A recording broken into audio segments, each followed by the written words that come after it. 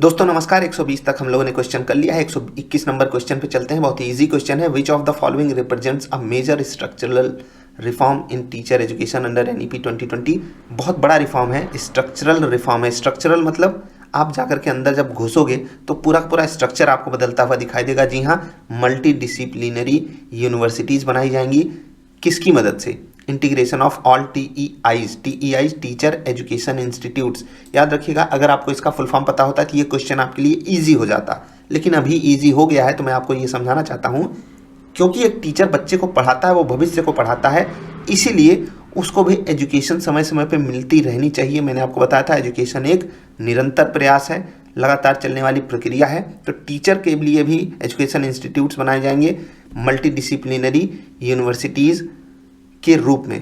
पहले तो आप समझो टीईआईज अभी हैं, उनका इंटीग्रेशन होगा, मतलब उनका समायोजन होगा और वो बन के आएंगी हमारे सामने मल्टी डिसिप्लिनरी यूनिवर्सिटीज़। और जब ऐसा होगा तो इन यूनिवर्सिटीज़ को पता होगा ना कैसे हम टीचर्स को डील करें, क्योंकि उनको बहुत सारा एक्सपीरियंस रहेगा।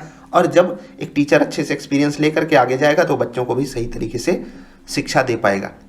According to NEP, teacher accountability should be ensured through. एकदम ईजी है।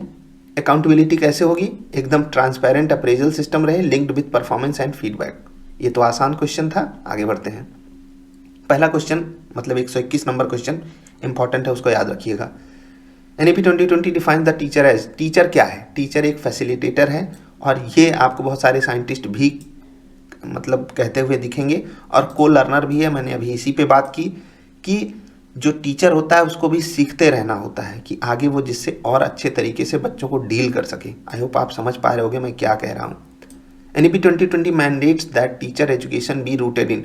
टीचर की एजुकेशन किस में रूटेड है? Indian knowledge system and contemporary pedagogy. भारतीय ज्ञान प्रणालियाँ और समकालीन शिक्षा शास्त्र। देखो एक चीज़ मैं आपको यहाँ पर बताना चाहूँगा। चलो भाई रेड पेन आ जाना।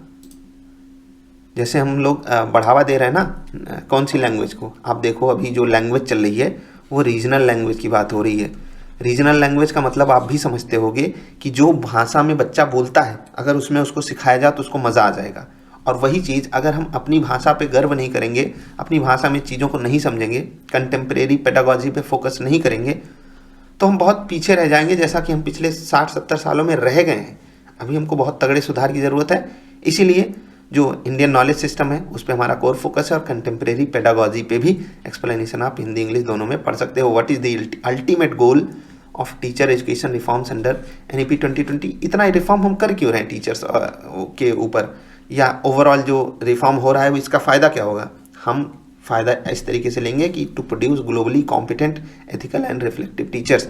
ग्लोबली कॉम्पिटेंट मतलब दुनिया भर में वो कॉम्पिटेंसी अपनी साबित कर सकें, इतना उनके पास कौशल होगा, ज्ञान होगा। एथिकल होंगे, वो अपने काम के प्रति ईमानदार रहेंगे। और रिफ्लेक्टिव टीचर वो बच्चों को मतलब चिंतन करना सिखाएंगे, चिंता नहीं चिंतन करना, यानी कि बच्चा अपने एंगल से भी ज्ञान का आविष्कार कर सके, बच्चे को वो साइंटिस्ट बनना सिखा देंगे। ऐसे टीचर्स हम बना पाएंगे as per NEP 2020। What is the key structural change proposed in higher education by NEP 2020? एकदम इजी क्वेश्चन है, इसको तो आप चाहो तो इग्नोर भी कर दो। Multi disciplinary and holistic universities, ऐसे ही क्वेश्चंस को हमें इग्नोर कर देना चाहिए। The NEP 2020 recommends phasing out the affiliation system at in higher education by. अच्छा, ये जो है एनईपी 2020 के अनुसार उच्च शिक्षा में संबद्धता प्रणाली को कब तक चरणबद्ध तरीके से समाप्त किया जाना चाहिए? ये क्वेश्चन आप इंपॉर्टेंट मान लो, क्योंकि भैया अभी तक क्या होता था, एफिलिएशन दिया जाता था ना कि ये स्कूल इनसे एफिलिएटेड है, ये वो लिखा होता था ना। तो ये आप टारगेट याद रखना, 2030 तक एफिलिएशन सिस्टम ही खत्म कर दिया जाएगा। और ये मैं आपको पढ़ के भी बताना चाहता हूँ क्योंकि इंपॉर्टेंट क्वेश्चन है। NEP purposes phasing out the current affiliation system and transforming affiliating universities into autonomous degree granting multidisciplinary institutions by 2030। अब उनमें क्या होगा कि वो एक ऑटोनॉमस डिग्री ग्रांटिंग यूनिवर्सिटीज़ बन जाएंगी, मल्टीपल डिसिप्लिन्स उसमें पढ़ाई जाती रहेंगी। और ये अच्छी भी बात है, जब यूनिवर्सिटीज़ के पास खुद की पावर होगी तो अलग तरीके से रिसर्च और इनोवेशन में भी आगे बढ़ेंगी, एजुकेशन भी ठीक तरीके से करा पाएंगी। ठीक है, आई होप आप समझ पा रहे होगे। आगे बढ़ते हैं। What is the full form of Meru? Meru का फुल फॉर्म आपको पता होना चाहिए, एनईपी 2020 में ये लिखा हुआ है। देखो जैसे हमारे सामने ये है मेरू का फुल फॉर्म, अभी इसके ऊपर 1-2 आंसर्स भी थे। आपको डायरेक्टली ऐसे हो सकता है फुल फॉर्म ना पूछे, लेकिन मल्टी डिसिप्लिनरी का मतलब आपको पता होना चाहिए। ठीक, बहुविषयक आप अगर हिंदी में देखोगे तो आपके लिए ईजी होगा, लेकिन अंग्रेजी में डिसिप्लिनरी का मतलब होता है हम कौन से डिसिप्लिन से पढ़ रहे हैं, साइंस से, आर्ट्स से, कॉमर्स से, समझ रहे पा रहे हैं ना। तो ये उसी एंगल पे बात हो रही है, और यही है मेरू का फुल फॉर्म भी। इजी क्वेश्चन है, इतना तो आपको याद होना ही चाहिए। The academic bank of credit किस लिए डिजाइन किया गया है, इजी है ये भी क्वेश्चन। ठीक है, ये क्या करेगा, स्टोर करेगा, ट्रांसफर करेगा और रिडीम करेगा एकेडमिक क्रेडिट्स को डिजिटली। एकेडमिक क्रेडिट्स किस लिए हैं कि आपने कहाँ कितनी पढ़ाई करी है, डिजिटल स्टोरेज आपका रहेगा उसका। ठीक है, फायदेमंद है। The NEP 2020 proposes that undergraduate degree programs shall have multiple exit options after। Multiple exit options कब होंगे, चाहे आप 1 साल में करो, 2 साल में करो, 3 साल में करो, 4 साल में भी आप कर सकते हो। ठीक है, तो चौथे साल में तो आपको डिग्री ही मिल जाएगी। एग्जिट मतलब जब आप 3 साल में ले लोगे, उसके बाद आपको अगर नहीं करना है ऑनर्स वगैरह तो आप मत करो, डिग्री यहाँ पर आपको मिल जाएगी। तो यही इसका आंसर होगा। तो आपने 1 साल पढ़ाई करी, निकल जाओ, 2 साल पढ़ाई करी, निकल जाओ, 3 साल पढ़ाई करी, निकल जाओ, 4 साल पढ़ाई करोगे तो आपको एकदम फुल एंड फाइनल डिग्री तो मिल ही जाएगी। 4 साल के डिग्री कोर्सेज आ जाएंगे, जहाँ पर आपको बैचलर डिग्री तो मिलेगी ही, ऑनर्स भी आपको मिल जाएगा। Students can exit after 1 year with a certificate, after 2 years with a diploma. ये भी याद रखिएगा, सर्टिफिकेट, डिप्लोमा और डिग्री, ये 3 चीज़ आपको पता ही होनी चाहिए। ये ABC यानी कि एकेडमिक बैंक ऑफ क्रेडिट्स में आपके क्रेडिट्स जुड़ते रहेंगे, चाहे जब आप एग्जिट करो। NEP 2020 recommends establishing the higher education commission of India with how many verticals. अच्छा, HECI में कितने वर्टिकल्स हैं ये आपसे पूछा है, तो higher education commission of India, ये तो आपको फुल फॉर्म पता ही होना चाहिए। और जो यहाँ पर वर्टिकल्स हैं वो चार हैं, और 4 वर्टिकल्स भी आपको पता होनी चाहिए। 4 वर्टिकल्स मैं आपको बताऊं, देखो यहाँ पर है, सबसे पहला वर्टिकल है रेगुलेशन, दूसरा है फंडिंग, तीसरा है स्टैंडर्ड्स और चौथा है एक्रेडिटेशन। चारों आपको पता होनी चाहिए, हिंदी में भी पढ़ लो। विनियमन, वित्त पोषण, मानक और मान्यता। ठीक, पूछेगा ये सवाल क्योंकि कठिन है। चारों चीज़ें जानना, इंपॉर्टेंट मार्क कर लेना उसको, क्योंकि उस पर इनडायरेक्ट सवाल तो आएगा ही आएगा। ठीक, the gross enrolment ratio target for higher education by 2035 under NEP 2020 is, इसको भी इंपॉर्टेंट मान लो, इजी क्वेश्चन है। ग्रॉस एनरोलमेंट रेशियो 50% होना चाहिए। आगे भी पीछे भी हम लोगों ने इसको किया है। Which new framework ensures equivalence of degrees and learning outcomes in higher education. नया फ्रेमवर्क कौन सा आया है, नया फ्रेमवर्क आया है NHEQF, national higher education qualification framework. अच्छा, इसके तहत होगा क्या, NHEQF जो है ये स्टैंडर्डाइज करेगा क्वालिफिकेशन लेवल्स को, लर्निंग आउटकम्स को and credit requirements across higher education institutions for national and international equivalence. इसको याद रखना, बढ़िया आपका काम हो जाएगा। The NEP 2020 proposes the establishment of national research foundation. NRF किस लिए है, NRF किस लिए है, नेशनल रिसर्च फाउंडेशन। इजी है क्वेश्चन, कोई दिक्कत तो नहीं। क्वालिटी रिसर्च अक्रॉस डिसिप्लिन्स, हर डिसिप्लिन में, डिसिप्लिन याद है ना, अलग अलग subjects. According to NEP 2020, multidisciplinary institutions should have a minimum enrollment of, minimum enrolment कितना होना चाहिए जो ये इंस्टीट्यूशंस बनाए जाएंगे, मल्टी डिसिप्लिनरी इंस्टीट्यूशंस। ये भी क्वेश्चन इजी है, साफ साफ NEP में लिखा हुआ है, तो आप वो पढ़ भी सकते हो। बाकी यहाँ से जो क्वेश्चन बनेगा वो इस तरीके से नहीं बनेगा, तो इसको आप इजी मानो, हार्ड मानो, आपके ऊपर है, चाहो तो पता होना चाहिए। Have an optimal size of 3 से 5000, तो ये क्वेश्चन इस तरीके से तो मेरे हिसाब से नहीं पूछना चाहिए। बाकी आप 5000 नोट करो, 3000 से 5000 के बीच में आप कोई भी आंसर दोगे, सब सही हो जाएगा। ठीक है, the key philosophy behind multi disciplinary higher education is, key philosophy है क्या, हम नॉलेज को इंटीग्रेट करना चाहते हैं ना, स्किल्स को, वैल्यूज़ को अक्रॉस प्लेटफॉर्म्स, अक्रॉस डोमेन्स, हाँ प्लेटफॉर्म्स ही नहीं, क्योंकि एक सब्जेक्ट के थ्रू किसी एक प्लेटफॉर्म पे हम होंगे, दूसरे सब्जेक्ट के थ्रू दूसरे प्लेटफॉर्म पे होंगे, डोमेन का भी लगभग वही काम है। तो ये आपको पता होना चाहिए, इजी क्वेश्चन था। आगे बढ़ते हैं तो एक क्वेश्चन नंबर 137 आता है। वो कहता है कि NEP 2020 envisages the categorisation of higher education institutions into, जो HEIs हैं ये किस में कन्वर्ट कर दिए जाएंगे। इजी क्वेश्चन है। रिसर्च यूनिवर्सिटीज़ में ऊपर हमने देखा था, टीचिंग यूनिवर्सिटीज़ में एंड ऑटोनॉमस कॉलेजेस में ऊपर हमने इससे रिलेटेड एक क्वेश्चन भी देखा है। 3 type classification is proposed based on their focus. किसी का फोकस रिसर्च पे रहेगा, किसी का फोकस टीचिंग पे रहेगा, किसी का focus autonomous degree granting colleges पे रहेगा, और तीनों ही अपनी जगह बहुत बड़ी बड़ी इंपॉर्टेंस रखते हैं। तो होना चाहिए, बिल्कुल होना चाहिए। Which body under HECI will be responsible for accreditation of higher education institutions. HECI के अंडर कौन सी बॉडी है जो रिस्पॉन्सिबिलिटी लेगी एक्रेडिटेशन की? अच्छा, एक्रेडिटेशन मतलब क्या होता है? एक्रेडिटेशन का मतलब होता है मान्यता, ये है ना। कौन जिम्मेदार होगा? HCI के अंतर्गत कौन सा निकाय उच्च शिक्षा संस्थानों की मान्यता के लिए जिम्मेदार होगा? कौन होगा? यही होगा ना, NAC। इसको याद रखना, रट लो चाहे जैसे, जरूरी है भैया, बहुत जरूरी क्वेश्चन है ये। The general education council under NEP 2020 bill, ये क्या करेगा? इजी है, फ्रेम करेगा लर्निंग आउटकम्स को, स्टैंडर्ड्स को फॉर हायर एजुकेशन।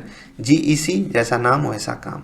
ठीक ठीक है, हिंदी वाले पढ़ सकते हैं, PDF चाहिए तो 880 80 90 501 यहाँ करो व्हाट्सएप मैसेज, आपको मिल जाएगा PDF।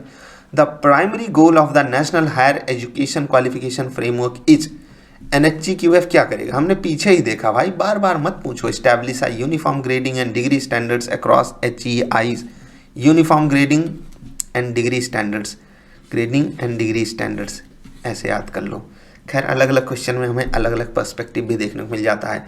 The ABC will help students by, ABC क्या करेगा? ABC एकदम आसान तरीके से अलाउ करेगा accumulation and transfer of credits across institutions. कभी कभी ऑप्शंस बहुत ईजी होते हैं, ठीक है। Which of the following institutions implements the ABC? ABC कौन इंप्लीमेंट कर रहा है? ये तो इजी क्वेश्चन है ना, UGC ही करेगी। UGC अभी भी है। What does multiple entry and exit system ensures in higher education? आपकी जब मर्जी आप तब एग्जिट कर लो, तो ऐसा क्यों, मतलब उसका क्या मतलब है? तो यहाँ पर हमारे सामने फ्लेक्सिबिलिटी आ जाएगी फॉर लर्नर्स टू पॉज और रिज्यूम एजुकेशन एनी टाइम। जब मर्जी पॉज कर लो, जब मर्जी रिज्यूम कर लो। इससे अच्छा कोई तरीका हो सकता है? नहीं भाई। NEP 2020 promotes institutional autonomy under the principle of. Institutional autonomy क्यों जरूरी है? ऑटोनॉमी इसलिए देना जरूरी है, उससे इंस्टीट्यूशन की जिम्मेदारी बढ़ती है, कंपटीशन भी अपने लेवल पे बढ़ता है और फिर मज़ेदार हो जाती हैं चीज़ें, ठीक है। तो हाँ, इसका ये भी मैं आपको बता दूं, जैसे यहाँ पर लाइट बट टाइट रेगुलेशन के मतलब हो रहा है ना, लाइट कर दो लेकिन रेगुलेशन को टाइट रखो। अब आपको लगेगा ये यहाँ पर अगर लाइट है तो टाइट कैसे हो सकता है? पहली बात तो जब आप किसी को ऑटोनॉमी दे दोगे, ऑटोनॉमी, तो आप लाइट हो गए ना, चलो भाई इनको मैं आज़ाद कर देता हूँ, लेकिन उनके लिए कुछ स्टैंडर्ड्स बना के रखो कि भैया अगर आप इतना इतना इतना काम नहीं करोगे तो ये जो आपको आज़ादी मिली है ना, ये छीन ली जाएगी। जैसे माँ बाप बोलते हैं ना, तुमको बहुत आज़ादी दे दिए, ये काम करोगे तो बेटा सारी आज़ादी छीन के घर में बिठा देंगे, सर फोड़ देंगे तुम्हारा। तो बस वही है, लाइट बट टाइट रेगुलेशन। हमारे पेरेंट्स भी हमारे ऊपर क्या रखते हैं? Light but tight regulation. Regulation तो होगा लेकिन लाइट बट टाइट होगा, ऐसे ही आप इसको समझ सकते हो। और जैसे कि ये क्वेश्चन है ना, NEP 2020 promotes institutional autonomy under the principle of. Institutions को ऑटोनॉमी तो दी जाएगी लेकिन जो प्रिंसिपल रहेगा वो लाइट बट टाइट रहेगा। NEP में साफ साफ सुथरे शब्दों में लिखा हुआ है, तो आप पढ़ भी लेना, रट भी लेना इसको। Which component of HECI is responsible for funding of universities and colleges? कौन सा कंपोनेंट है HECI का? HECI का एकदम सिंपल सा, देखो HECI के जो चारों पार्ट हैं वो आपको पता होने चाहिए, ठीक है। तो HEGC ये आपको पता होना चाहिए। HEGC higher education grants council, ये क्या करेगा? It will take over the grants distribution functions from UGC, providing funding based on performance and merit, ठीक है। UGC से अनुदान वितरण कार्यों को संभालेगा, पहला काम। प्रदर्शन और योग्यता के आधार पर वित्त पोषण प्रदान करेगा। HEGC का काम ये रहेगा, पता होना चाहिए। ये इंपॉर्टेंट चीज़ें हैं, इनको तो स्टार मार्क करो ना मार्क करो कोई बात नहीं, लेकिन पता होना चाहिए। विच of the following is not one of the 4 verticals of HECI? इनमें से कौन सा नहीं है? आपने अभी ऊपर देखा है तो वोकेशनल एजुकेशन बोर्ड ये नहीं है, पूरा अलग से बनाया जाएगा, क्लास 6 से चालू होगा बच्चों के लिए, तो ये आपको पता होना चाहिए। और 4 वर्टिकल्स आपको यहाँ पर दिए हुए हैं, NHERC, HEGC, GEC, NEC, ये अलग से बनाया गया है, ठीक है, इसका हिस्सा नहीं है। Which of the following best describe the light but tight principles? Light but tight का मतलब क्या है? इजी है, इंस्टीट्यूशंस गेट फुल ऑटोनॉमी, ठीक है, with transparent accountability. Transparent accountability होनी चाहिए, इस यहाँ पर इसका मतलब तो यही समझाया गया है। मैंने जो आपको समझाया वो भी आप समझ सकते हो, हल्का लेकिन कड़ा का अर्थ है दैनिक संचालन में न्यूनतम हस्तक्षेप लेकिन गुणवत्ता, नैतिकता और परिणाम मानकों का सख्ती से पालन। इसी एंगल से समझ सकते हो ना, दैनिक संचालन आप अपने हिसाब से करो लेकिन गुणवत्ता पे नो कॉम्प्रोमाइज नैतिकता पे, नो कॉम्प्रोमाइज परिणाम पे, नो कॉम्प्रोमाइज भाई साहब। NEP 2020 emphasises the role of HEIs in promoting. HEIs क्या करेंगे? एचईआईज बिल्कुल सिंपल सा काम करेंगे, रिसर्च करेंगे, इनोवेशन करेंगे और कम्युनिटी एंगेजमेंट करेंगे। इसके अलावा कुछ करेंगे, लेकिन जो मेन काम है वो यही है, ठीक है। उसके अलावा 149 the national research foundation will function under which ministry. NRF किस मिनिस्ट्री के तहत काम करेगी? कोई ये भी पूछने वाला सवाल है। Ministry of education. What is the ultimate aim of higher education reforms under NEP 2020? What is the ultimate aim of higher education reforms under NEP 2020? क्या है भैया? एकदम साफ साफ सुंदर सुंदर शब्दों में लिखा हुआ है। यहाँ पर मैं इस वीडियो को ख़त्म करता हूँ, फिर और वीडियोस आपके लिए लेकर आता रहूँगा। शाम तक एक और वीडियो आपको मिल जाएगी। बाकी आप देखते रहिए, पढ़ते रहिए, समझते रहिए, आगे बढ़ते रहिए। To create world class multidisciplinary innovative and socially responsible institutions. आपको बता दूँ, जरूरी नहीं जहाँ पर हर जगह सबसे बड़े वाले आंसर्स ही आपके लिए सही हों। ये क्वेश्चन इजी था, या ऐसे मान लो कि इसके ऑप्शंस इजी थे तो आपको ये क्वेश्चन इजी लग रहा होगा, लेकिन कभी कभी आपके नॉलेज की अच्छी सी परख होनी चाहिए, वो टेस्टिंग होती है, तो उसके लिए आप हमेशा तैयार रहा करो। अभी के लिए इतना ही, मिलते हैं, नमस्कार।